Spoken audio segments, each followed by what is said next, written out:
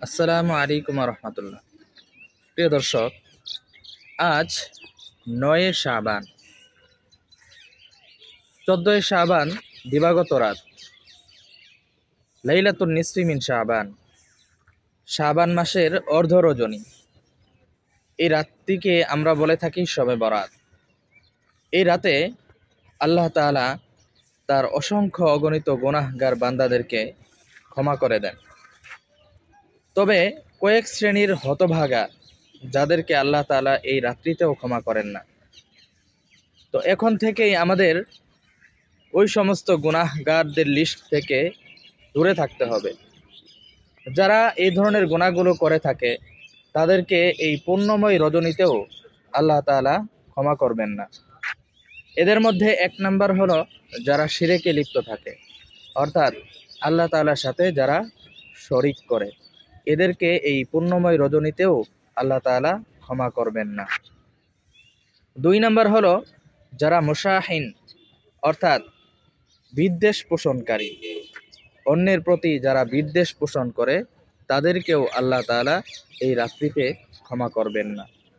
৩ number যারা হিংসুক, হিংসা করে, অন্যের প্রতি হিংসা বিদ্বেষ রাখে।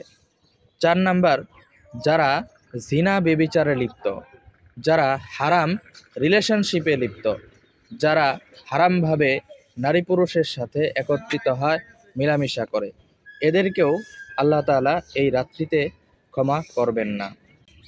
৪ নাম্বার যারা সদা সর্বদা তাদের পায়জামা, লুঙ্গি, প্যান্ট এগুলো টাকনুর নিচে ঝুলে রাখে, অর্থাৎ তারা টাকনুর নিচেই পোশাক আশাক পরিধান করে।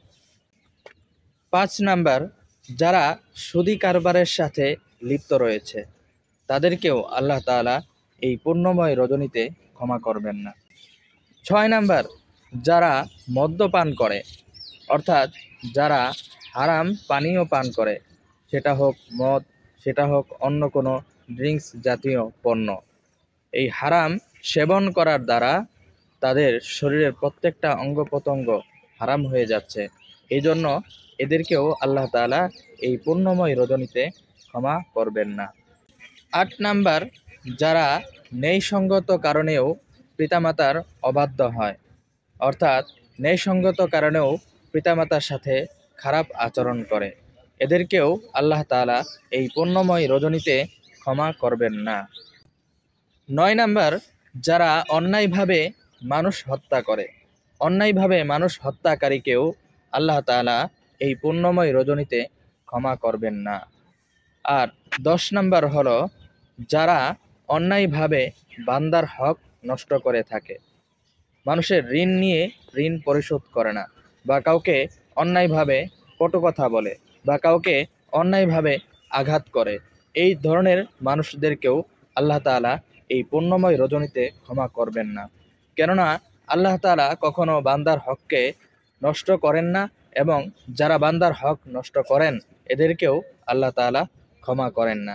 এই জন্য এই পুণ্যময় রজনীতে যদি আপনি আমি ক্ষমা পেতে চাই, তাহলে এই 10টি বর্জনীয় কাজকে অবশ্যই আমাদের স্মরণে রাখতে হবে।